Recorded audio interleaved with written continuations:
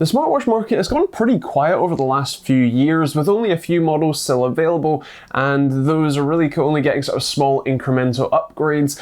Nothing really that are making everybody on the planet desperately want one. Honor, or should I say Huawei though, seem to think they've got something that's possibly going to change that, which is the Honor Watch Magic. Now before we really dive into this thing, I want to kind of set your expectations. If you're looking for a fitness tracker that happens to be able to read some notifications sometimes, and that's kind of it, then this might be for you. If, however, you're looking for a smartwatch with all of the smartwatch features that you would normally expect, maybe with a bit of fitness tracking on the side, this probably isn't for you. So if we look at this from a sort of smart fitness tracker perspective, then it's actually pretty interesting. You have your usual step counter and a whole load of workout options available, even with a hotkey button, which is the lower button that auto opens your workouts menu, and you can select from only cardio workouts, no weightlifting or anything else, just like running, swimming, cycling, that sort of thing.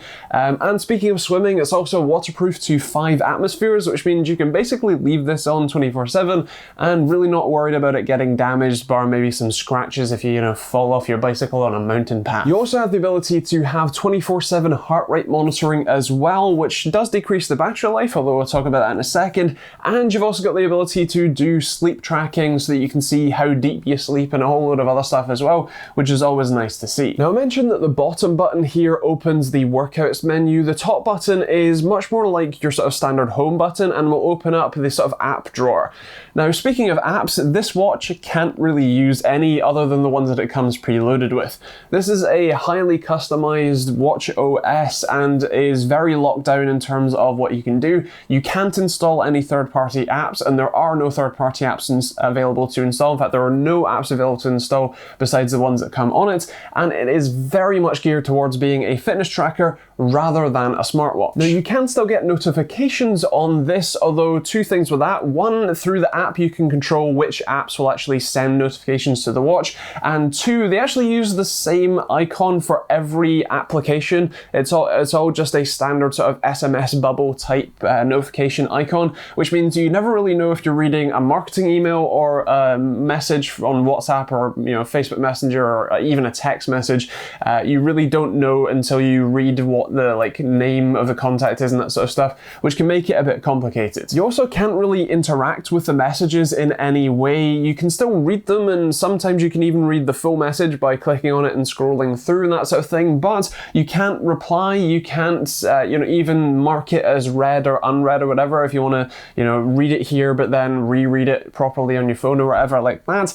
It is only a read-only device. Now I believe there are some exceptions to that. I think with phone calls, in theory you can hang up the call with it, but otherwise you really don't get much interaction from the watch back to the phone. You also, and for me this is quite a big one, don't have any media playback control on this. If you're listening to Spotify and you want to change songs quickly without having to take your phone out of your pockets, or maybe you're listening on a Bluetooth speaker and your phone isn't next to you, or maybe you're even just working out and you just want to turn up the volume a little bit or skip songs or pause so you can talk to someone else, none of that is available on this watch. And since we're clearly deep into the what's wrong with this section, I want to talk about the app. Now it's actually the Huawei Health app, not the standard Huawei Watch app. If you try and download the Watch app, you will not be able to pair the device with it.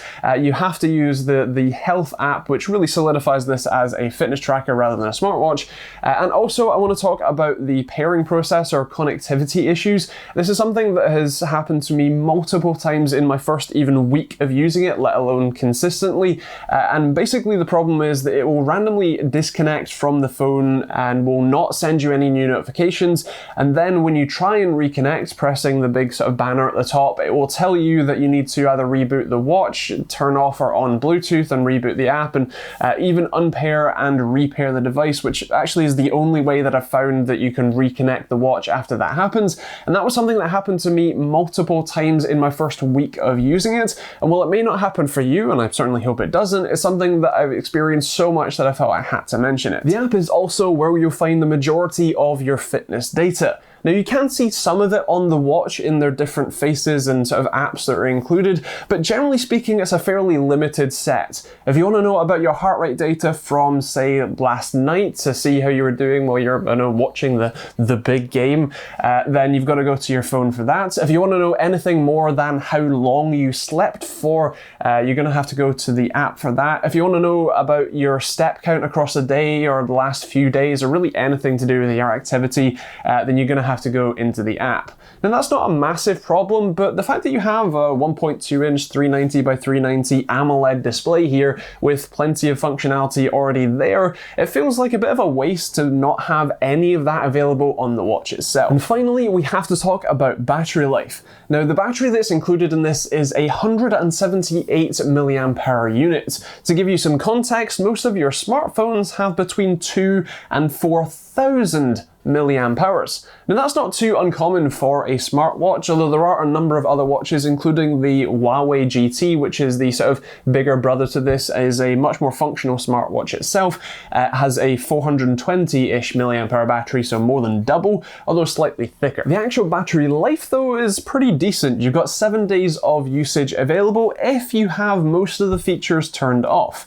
If you turn on the continuous heart rate monitoring, sleep tracking, and a few other features like GPS, then you're looking at more like 3 days of battery life, although it does charge incredibly quickly on the magnetic charging base, so that's pretty nice to see. So should you go and buy one of these, the Honor Watch Magic? Well, at MSRP of about £180, you may as well go and buy a Fitbit Versa, which is a more, well, versatile and feature-rich product for less money. But the nice folks at BangGood, who actually sent this over to me to do this video, are actually currently selling it for about £110, which makes it a bit more of an interesting proposition. As I mentioned at the start, if you're interested in a fitness tracker that happens to also show you some notifications occasionally, then it's an interesting shout. If you just want a normal fitness tracker though, then there are plenty of other options available for less money. And if you want a proper smartwatch, then this really isn't for you. And I recommend that you take a look at plenty of other options that are available as well. To answer the usual question of would I put this on my desk or would I put this on my wrist, I suppose is the more apt question.